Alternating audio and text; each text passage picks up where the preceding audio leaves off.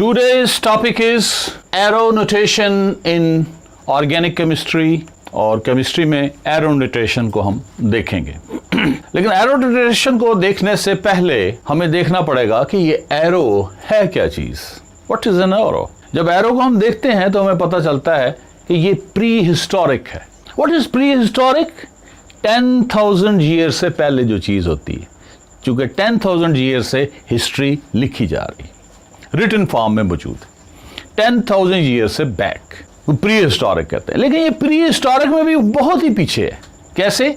कि जो south Africa के अंदर एक केव है सिबाडू केव, उसमें से जो कि 77,000 ईयर्स और थर्ड से लेकर 38,000 ईयर्स, तकरीबन 68-70,000 ईयर एवरेज आप लगा लें पुराना, वहाँ पे जो एरो है मिला है, जो ओल्डेस्ट एरो है, उसकी जो स्पाइक है, ये एरो होता है, एरो के आगे जो चीज़ होती है उसको स्पाइक कहते हैं, नोकदार चीज़, या बार्ब कहते हैं।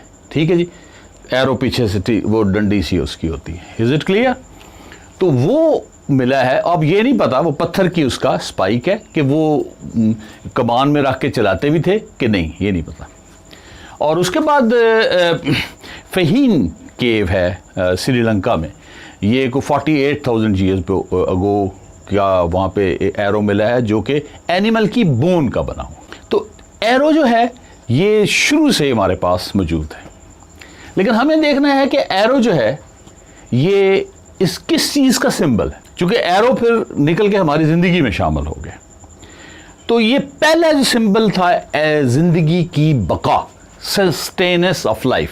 क्यों? इससे इंसान हंटिंग करता था, वो शिकार मार के अपना और अपने घर वालों का पेट पूरा करता था और जिंदा रहता था। दूसरा ये था कि जो एनिमल्स थे उनसे बचने के लिए ये एरो को यूज़ करता था, एरो एंड बो को। तो यानी ज़िंदगी की बका का इलामत बन के तौर पे आया है। जब भी एरो का मतलब है, इसका मतलब है सस्टेनेंस ऑफ लाइफ।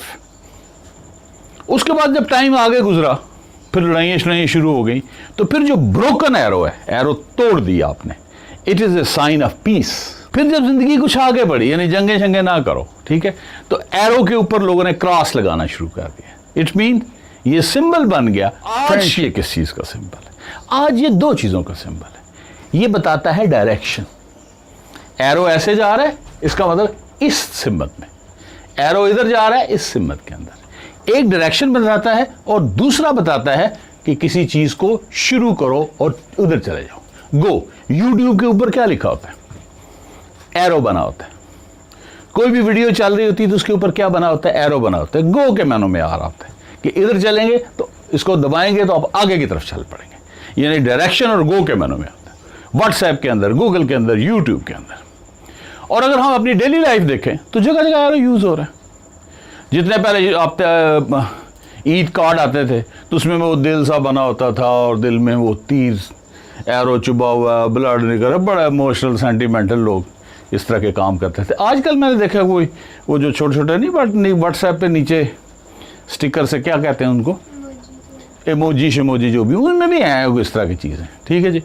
तो फिर लोगों ने टैटू बड़े बनाने शुरू कर दिया। एरो बना है, इधर बना रहे हैं, इधर टैटू हैं जो गोरे बनाते हैं जिस्मों के ऊपर, खोद खोद के काले काले इस तरह का। फिर ट्रैफिक सिग्नल देखें, सारा आपका ट्रैफिक का निज़ाम मोस्टली एरो के ऊपर है कि राइट टर्न हो तो ऐसे एरो दिखा रहे हैं, इधर एरो दिखा रहे हैं, ऐसे ऐसे एरो दिखा रहे हैं कि बम्पी है, सड़क आगे से मुड़ रही है। ठीक है, तो ट्रैफिक के अंदर, फिर इवन घरों के अंदर लोगों ने घंटियाँ लगाई होती, मल्टी स्टोरी बिल्डिंग है तो 2 घंटियाँ लगी, एक लगा हुआ ऊपर एरो पड़ा हुआ है कि ये ऊपर वालों की घंटी। So arrow has enter in our life. तो लाइफ में जो चीज़ एंटर होती है वो लिटरेचर से साबित होती है।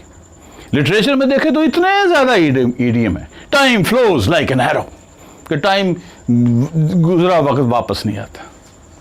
As straight as an arrow, इतना सीधा जैसे कि एरो है। As swift as an arrow, इतना तेज जैसे कि एरो है। और इसी तरह उर्दू में देखें बहुत सारे फिक्रे हैं। तीर बहादफ होना, यानी कोई काम आपने की, चाल चली है, काम किया और उसका नतीजा मिल गया, यानी तीर अपने निशाने पर जाके लगा। तीर कमान से निकलना, यानी कहते हैं कि मुंह से निकली हुई बात और कमान से निकला हुआ तीर वापस नहीं आता है। ठीक है, तीर ना कमान काहे का पठान। ये बड़ा इडियम लोग यूज करते हैं, ये उन लोगों के लिए जो खुद कुछ नहीं होते लेकिन अपने आबाओ अजदाद की बातों के ऊपर फख्र करते रहते हैं, इतराते रहते हैं। So arrow is a symbol, it is a symbol of direction, it is a symbol of go, it gives your life a pertinent direction. What it takes form in sciences and chemistry, it takes the same form of directions. In chemistry and sciences there are many arrows, but I am going to tell you only and only 20 different arrows. I think they will cover your course. तो इसको हम 5 points में देखेंगे हर एक arrow को।